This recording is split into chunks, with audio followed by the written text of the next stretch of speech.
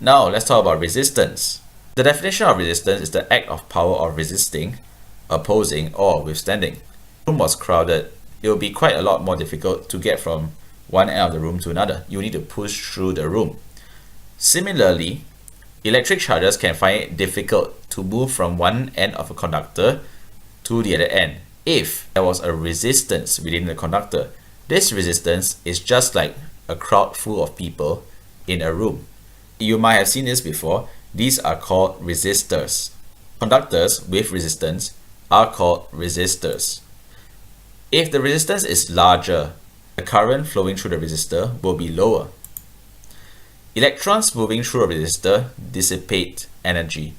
This energy can be converted into heat, light, and perhaps various other things. Conductors of electricity are bad resistors. Insulators of electricity are good resistors.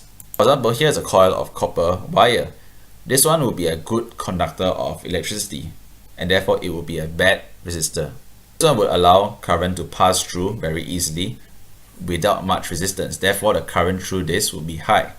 However, you almost never see wires that are bare like this because they normally are covered with a rubber coating. Why is this rubber coating important?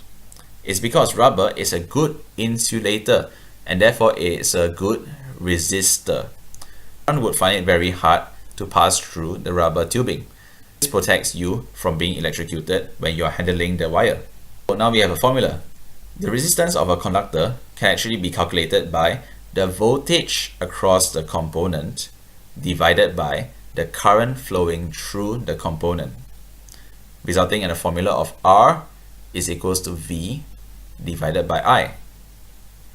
The SI unit of the resistance is called the ohm, which is represented by this weird little symbol over here. So now let's do some calculations. An electric iron operates at 240 volts and uses a current of 4 amperes. What is the resistance of the iron? Please try it out. Okay, now let's go through the answers.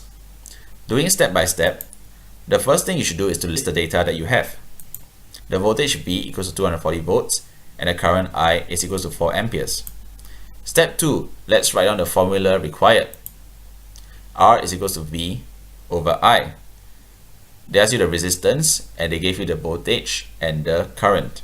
Step 3, let's substitute the data. R is equals to 240 volts divided by 4 amperes. And then step 4, we can solve the equation.